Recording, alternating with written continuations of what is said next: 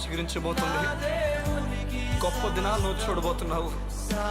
నీ యేసుకు సమస్తము సాధ్యమే. గుడ్ మార్నింగ్ దేవుని ప్రియ కుమారుడు, గుడ్ మార్నింగ్ దేవుని ప్రియ కుమార్తె, special good morning to you.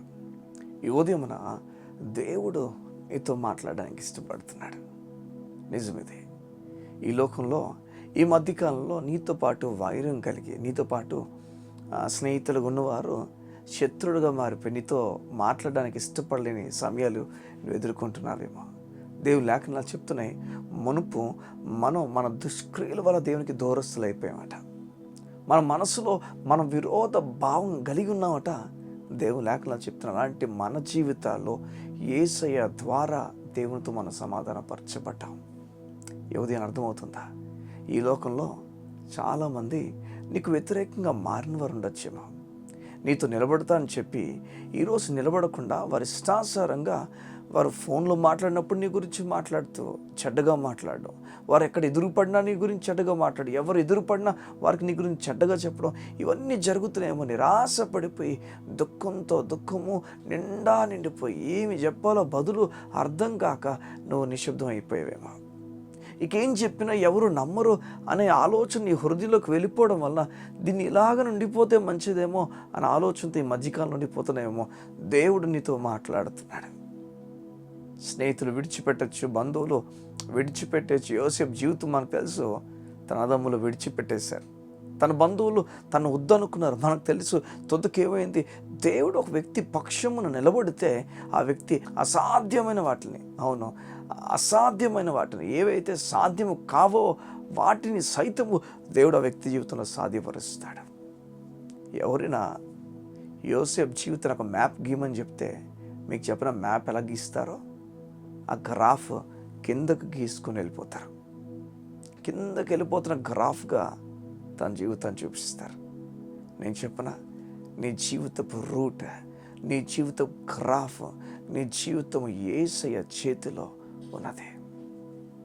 అది పైకి కానీ కిందకి తీసుకుని వెళ్ళడం ఆయన నీ జీవితంలో అనుభవాల కింద వాటిని మారుస్తాడు. బైబిల్ చెప్తుంది ఆయన రాత్రిని పగల్ని చేశాడని.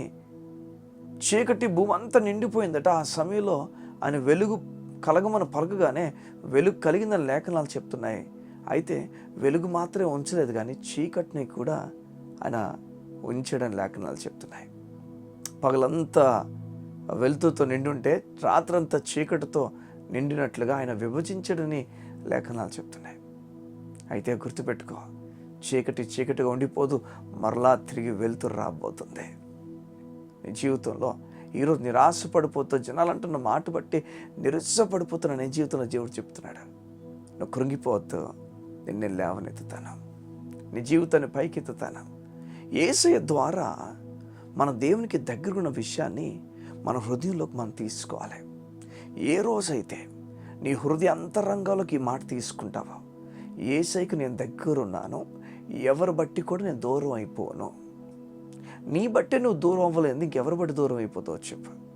నీ క్రియలు చూడండి, మన క్రియలన్నీ చెడ్డవై ఉన్నప్పుడే ఆయన మన దగ్గర వచ్చి నిలబడి నాతో సమాధానపడని చెప్పి ఆయనే కోరిని చెప్పాడని లేఖనాలు చెప్తున్నాయి.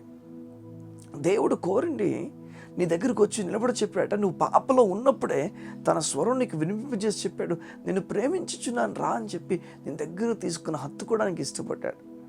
తప్పని కుమారుడు పాపలో ఉండి వెనక్కి వచ్చినప్పుడు కూడా హత్తుకున్నాడు.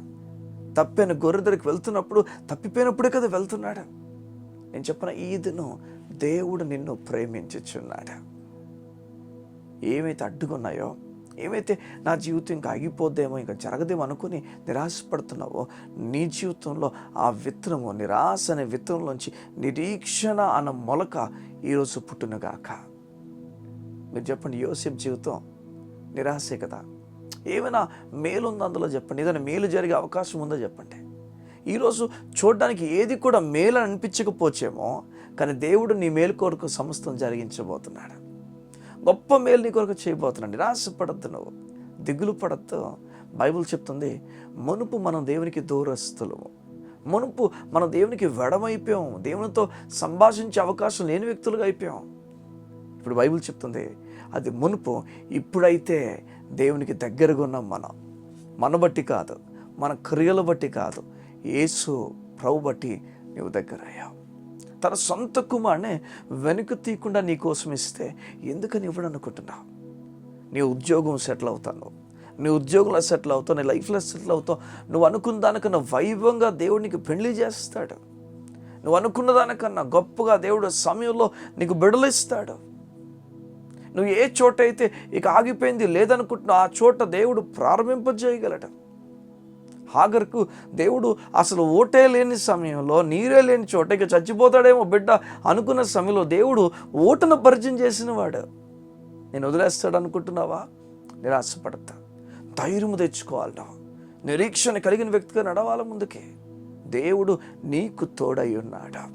ఎన్ని ఇబ్బందులున్నా, ఎన్ని సమస్యలు నీ చుట్టూ ఉన్నా దేవునిపైన ఆధారపడడం క్రైస్తవుడిగా నువ్వు నేర్చుకోవాలి. దేవునిపైన ఆనుకోవడం నేర్చుకోవాలి. దేవుడు ముందుకు నిన్ను నడిపిస్తాడు.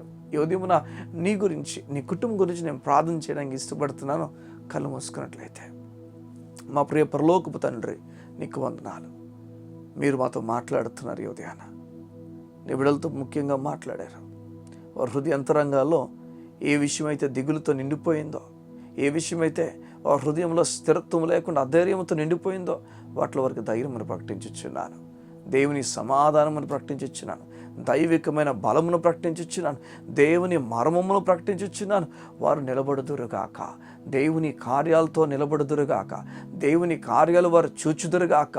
మా తండ్రి, ఈ దినము దేవుని కార్యములతో నీ బిడ్డలు నడిపించబడుదురుగాక.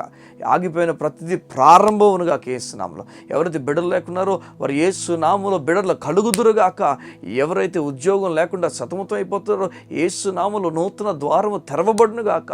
ఆరోగ్యముతో అనారోగ్యంతో సతమతమవుతున్న వారికి యేసునామములో ఆరోగ్యము కలుగునుగాక, స్వస్థత కలుగునుగాక. నీవు పొందిన గాయముల చేత స్వస్థ కలుగునుగాక. ఎవరైతే అప్పు బాధలైపోయి, ఎవరైతే అప్పులతో నిండిపోయినారో యేసు నామములో ఇప్పుడే యేసు నామములో వారికి విడుదల కలుగునుగాక. దేవుడు వారికి మార్గములు తెరచునుగాక. నీవు అయ్యా దారిద్ర్యుడైన మాట ప్రకారంగా నీ దారిద్ర్యం వలన నీ బిడ్డలు ధనవంతులు అవుతురుగాక. వారు లేమిలో కొరతల నుంచి వెలుపలకు వచ్చి సమృద్ధిని అనుభవించి నామును పైకెత్తినట్లుగా సాయించేది. నీ కృపకు వందనాలు. నీ బిడ్డలను నీ కొరకు సజీవమైన సాక్షులుగా మార్చమని అడుగుతూ యేసు నామమున ప్రార్థించుచున్నాము తండ్రి. ఆమేన్, ఆమేన్, ఆమేన్. చూడండి, దేవుని లేఖనాలు మనకు నిరాశను కలుగు చేయవు.